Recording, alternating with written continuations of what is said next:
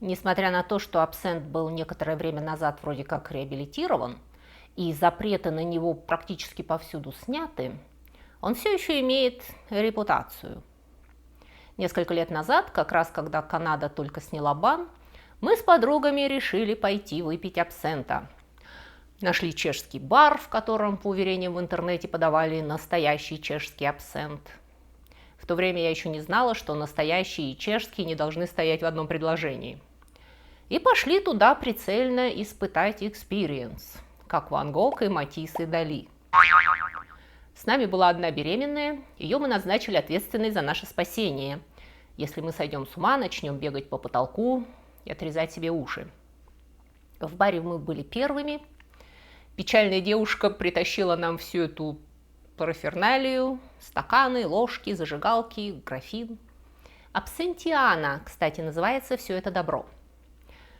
Разыграла перед нами весь марлезонский балет с поджиганием сахара. Мы выпили, ничего не почувствовали. Посидели немного и, разочарованные, побрели вниз по Сен-Дени искать, где можно съесть бургер. На этом наш романтический дебош закончился. Потому что на самом деле абсент не является таким ужасным демоническим напитком, каким слывет. Это один из тех случаев, когда невинный продукт пал жертвой пиар-компании мощного конкурента и до сих пор не может отмыться. То есть как невинный, сравнительно невинный. Сегодня я расскажу вам о заговоре против зеленой феи, подруги писателей и художников, близкой родственницы зеленому змею. Это не реклама алкоголя. Я не агитирую вас пить абсент и другие крепкие напитки. И напоминаю, что алкоголь таки вреден для здоровья. И имея это в виду, поговорим об истории культуры и истории бескультурья.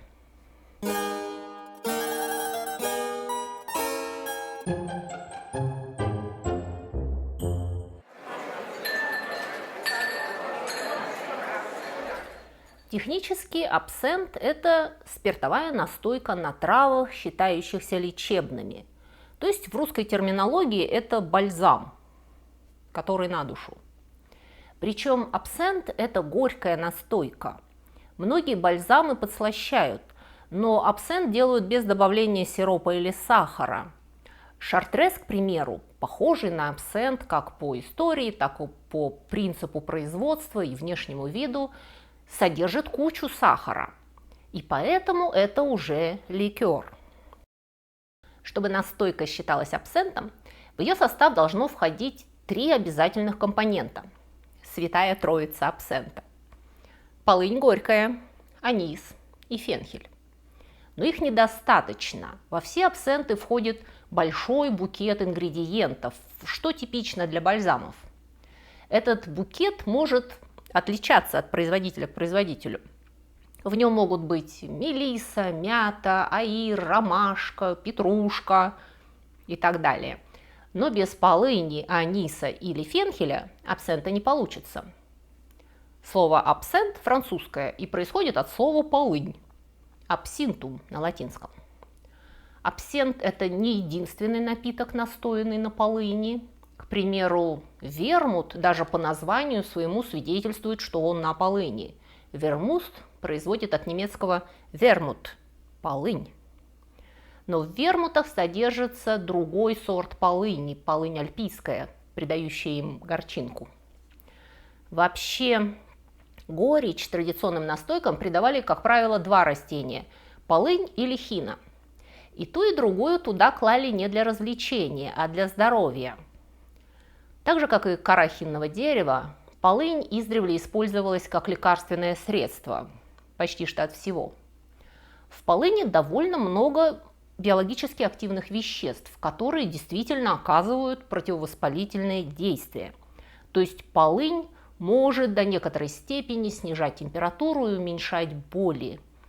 Но сами понимаете, это только на худой конец, если у вас нет даже аспирина. Полынь и настойки не могут быть эффективной альтернативой современным лекарствам. Но в отличие от нас, у людей в Древнем Египте и Греции выбора не было. Полынь – одна из древнейших лекарственных трав. Поэтому и название ее на всех языках древнее, и этимология его не ясна. Ее латинское название Artemisia absinthium происходит от имени богини Артемиды и от греческого слова асфинтон – полынь. Некоторые утверждают, что слово это означает «непригодный для питья», но вполне возможно, что это слово имеет персидское происхождение, а то, что асфинтон обычно сжигали в качестве подношения богам, могло также означать, что его название имеет древний прото-индоевропейский корень «спент», который означает «выполнить ритуал» или «сделать подношение». То есть, как я уже сказала, точное происхождение названия горькой травы скрыто в веках. Русское слово «полынь», кстати, происходит от протославянского корня, родственному слову «пылать», то есть «гореть». Но и это не точно. Я хочу этим сказать, что у полыни очень древняя история с человеком. Люди давным-давно знают это растение и используют его в качестве лекарства.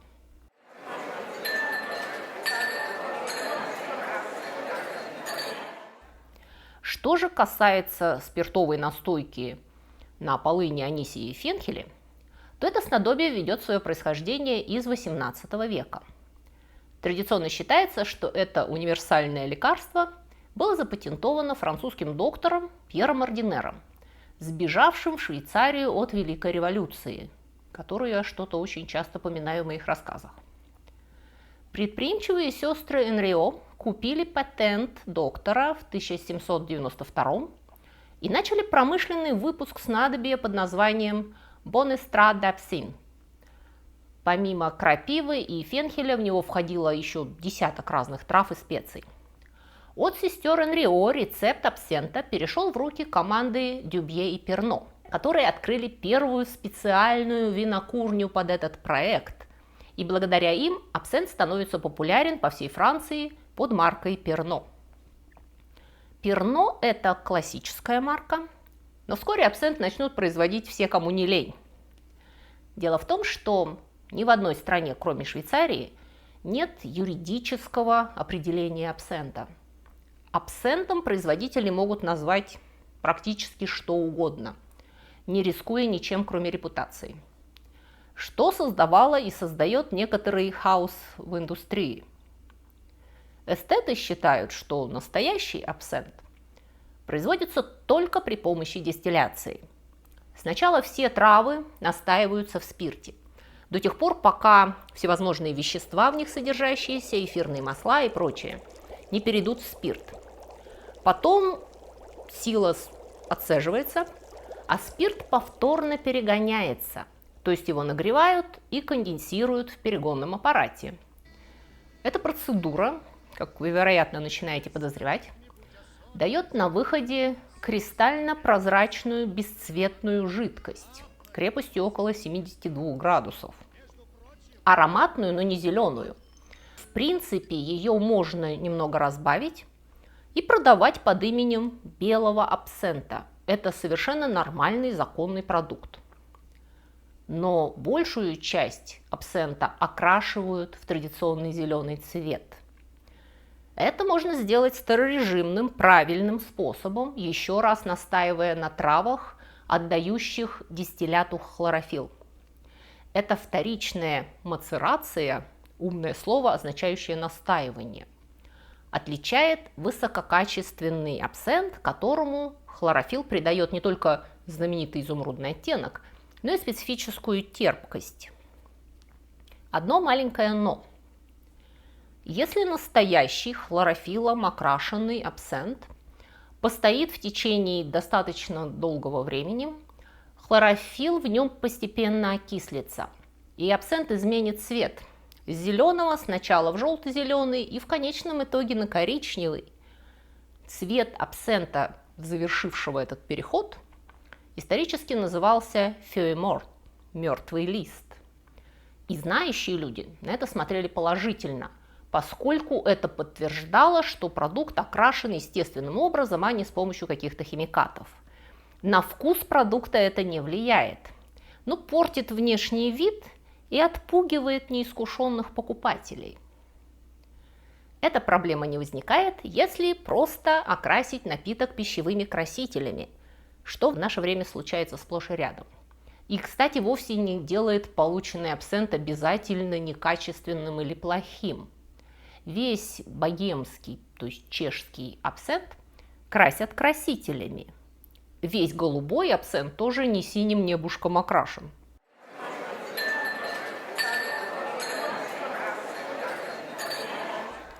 В любом случае, абсент перед розливом в бутылке обычно разбавляют до примерно 55 градусов. Даже самые некрепкие абсенты крепче водки, а самые крепкие доходят до 90 градусов. Абсент не может не быть крепким. Это вопрос химии, и мы поговорим об этом чуть позже. А сначала упомянем другой, более простой и, соответственно, более вульгарный способ получения абсента – метод холодного смешения. Берется любой пищевой спирт, и в него вмешиваются ароматические эссенции и красители до получения желаемого продукта. Иногда туда добавляют сухие порошкообразные травы, но это тоже, как вы понимаете, суррогат. И, как я упоминала, отсутствие в большинстве стран хоть какого-то юридического норматива позволяет называть полученную бурду абсентом безо всяких угрызений совести. Единственная страна, не позволяющая эту профанацию, это Швейцария. Там все еще делают абсент, как в XIX веке. Вообще, кстати, основной вкус и аромат абсенту придает не полынь, а анис с фенхелем. Поэтому абсенты на вкус и запах сильно напоминают лакрицу или микстуру от кашля. Я лично лакрицу терпеть не могу, и поэтому абсент не пью, и в доме у меня его нет, и показать его вам я не могу. Но значительная часть французского общества XIX века продемонстрировала большую склонность к этой микстуре от всех болезней, особенно от плохого настроения.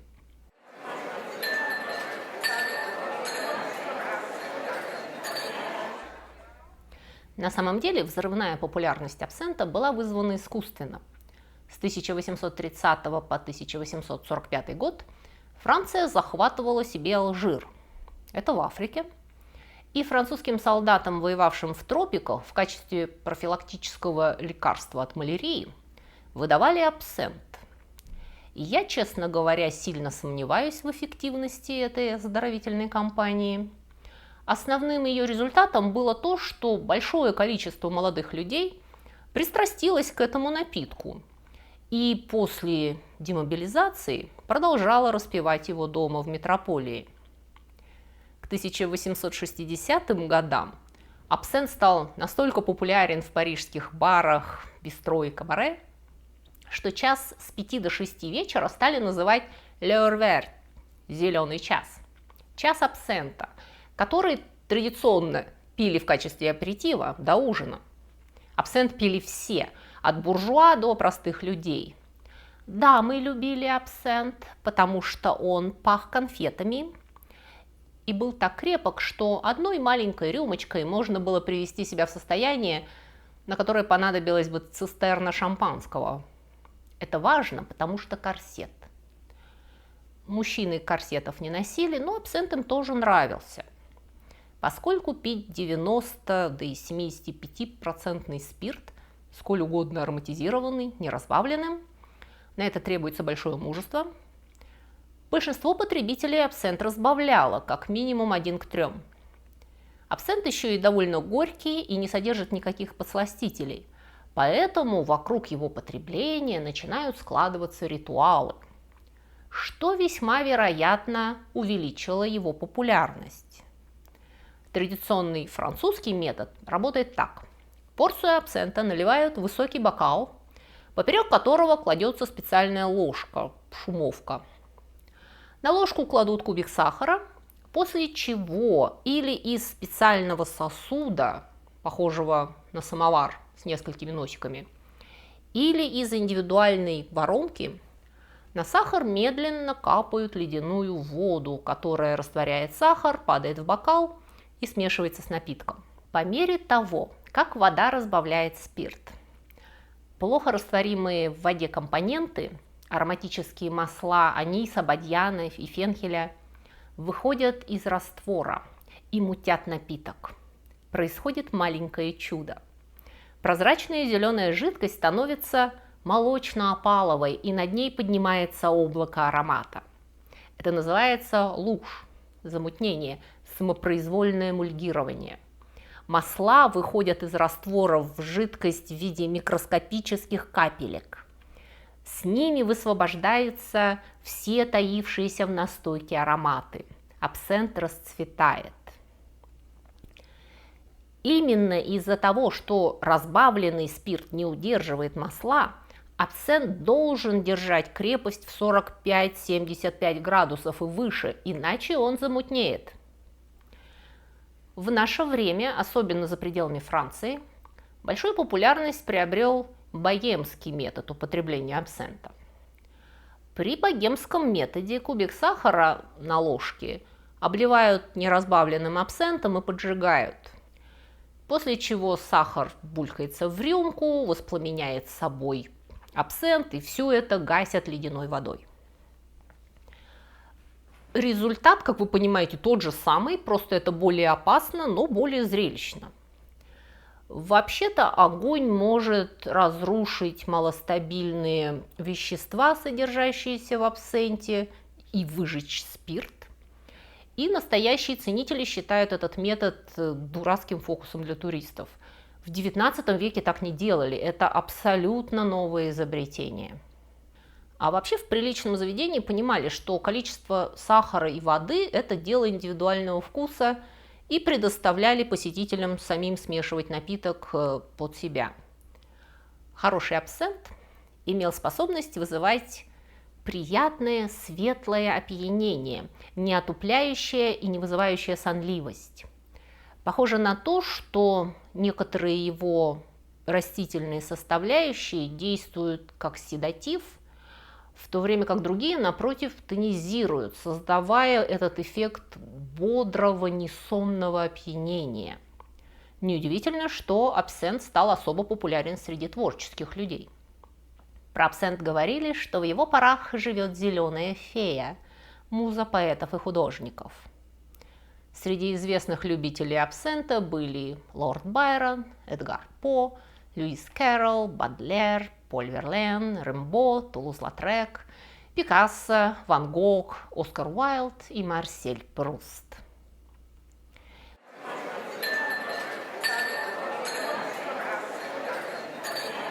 К сожалению, эпоха хороших абсентов быстро закончилась.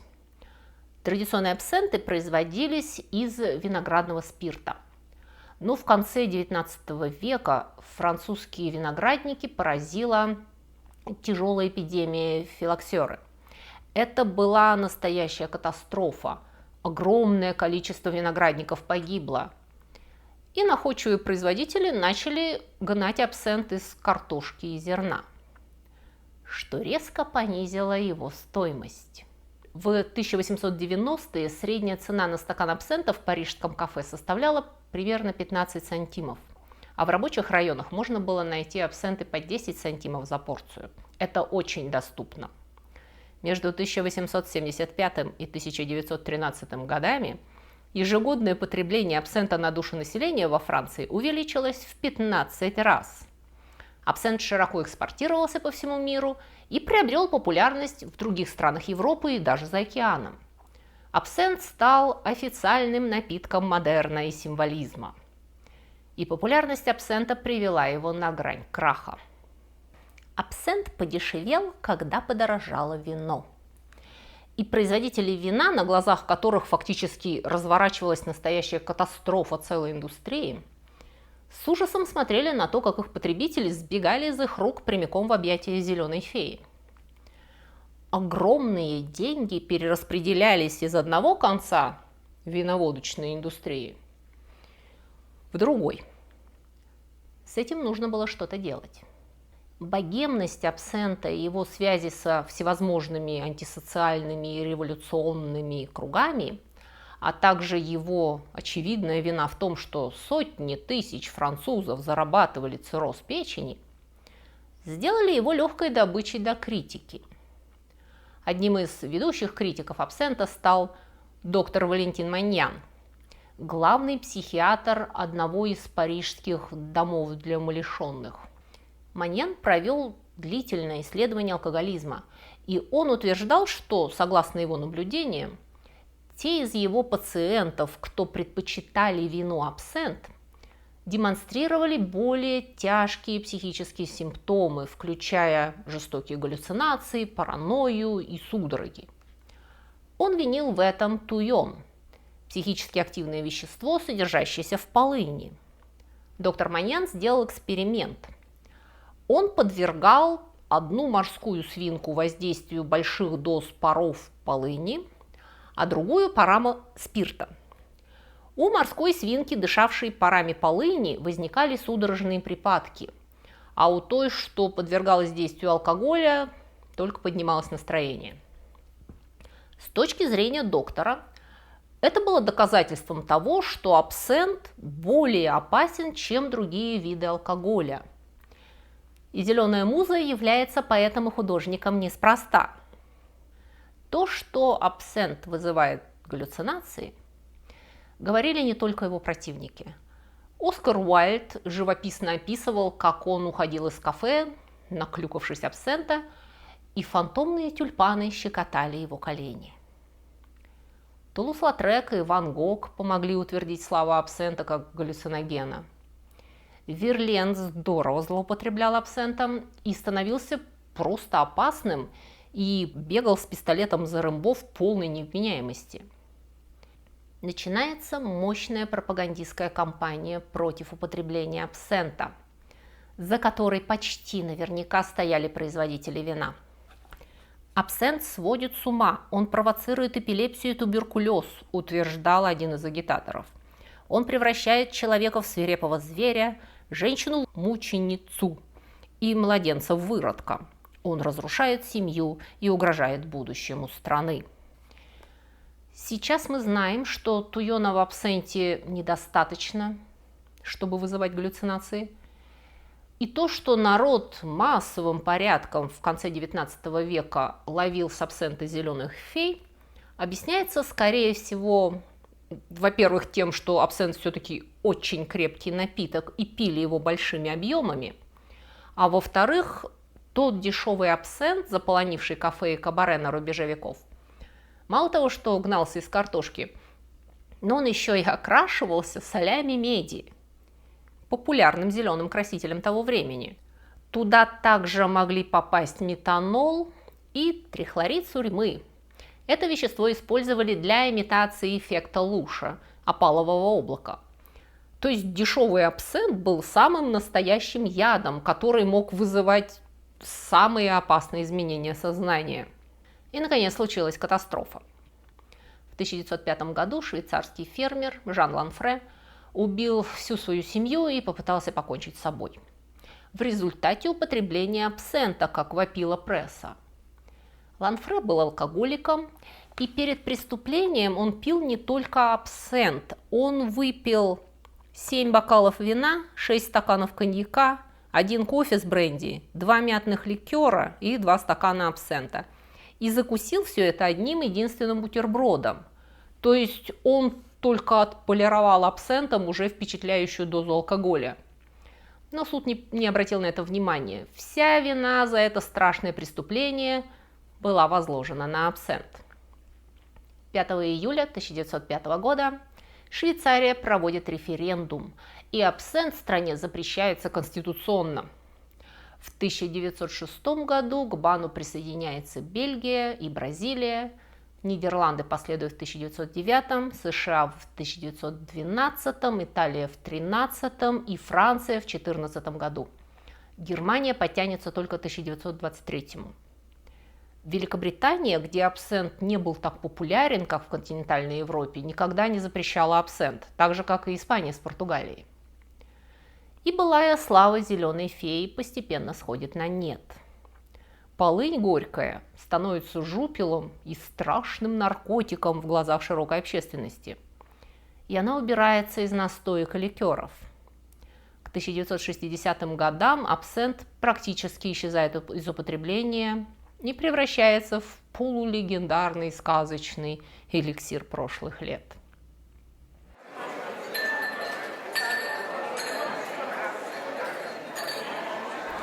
Но был ли хоть какой-то реальный базис у этой антиабсентной, антиполынной истерии?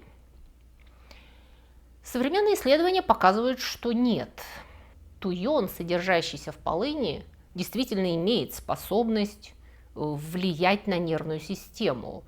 Несчастные морские свинки доктора Маньяна дышали чистыми парами масла полыни и на свой небольшой вес получали достаточную дозу туйона, чтобы он вызывал у них судороги. Туйон может вызвать судороги, но не галлюцинации. И для того, чтобы он возымел эффект, вам нужно принять достаточное количество, около 45 мг на килограмм массы тела. То есть 70-килограммовому человеку нужно принять 3 грамма чистого туйона. Где же он его возьмет? Содержание туйона в абсенте крайне низко. Как правило, его там практически нет. И чтобы получить опасную дозу, человеку придется выпить около 100 литров абсента, отчего он откинет копыта гораздо раньше, чем почувствует эффект от туйона. В 1990-е годы в Европе начинается возрождение абсента. Вначале абсент начали производить в странах, где он никогда не был запрещен, потому что никогда не был очень популярен. И рынок наводнили чешские, испанские и португальские бренды, чья технология зачастую была далека от традиционной. Пуристы вообще не считают чешские абсенты без аниса и искусственно окрашенные в оттенки медного купороса абсентом и требуют называть их просто полынными битерами. В любом случае, объединение Европы стало поводом для всех пересмотреть старые запреты. И страны одна за другой отменили бан. Франция одна из последних сняла запрет на абсент в 2011 году. И сейчас там уже вовсю производят абсенты по старой доброй технологии, соответствующей стандартам прекрасной эпохи. Сейчас в каждой стране свои законы определяют правила продажи абсента и других напитков, содержащих полынь, часто фиксируя максимально допустимое содержание в них туйона. И эта цифра колеблется значительно от страны к стране, от штата к штату и от провинции к провинции. Так что проверьте свои местные законы. Но в большинстве стран, где вообще продают крепкий алкоголь, вы можете приобрести абсент и лично убедиться, что он не вызывает галлюцинаций. По крайней мере, у здоровых людей и при благоразумном употреблении. Что, конечно, не отменяет факта, что в абсенте очень много алкоголя. И распивать алкогольные напитки нужно умеренно, не следуя примеру литературных классиков. Хемингуэй, к примеру, был великим писателем, но его бытовые привычки не предмет для подражания. «Вчера вечером надрался абсента и выкидывал трюки с ножом», – писал он в письме другу. С большим успехом вгонял нож в фортепиано. Хем, как известно, изобрел один из самых популярных коктейлей, содержащих абсент, живописно называющийся «Смерть после полудня». Рецепт по Хемингуэю гласит: налейте 1 глоток абсента в бокал для шампанского. Добавляйте шампанское со льдом, пока напиток не приобретет надлежащую аполисцирующую молочную окраску. Медленно выпейте от 3 до 5 таких порций, параллельно читая, по ком звонит колокол. На сегодня у меня все. Не забудьте поставить лайк и подписывайтесь на мой канал. Напоминаю, что мои подписчики на Boosty и Патреоне не только получают доступ к закрытому блогу с интересностями, но и мои книги бесплатно. Ссылки внизу в описании. Спасибо вам за внимание. Хорошего вам лета.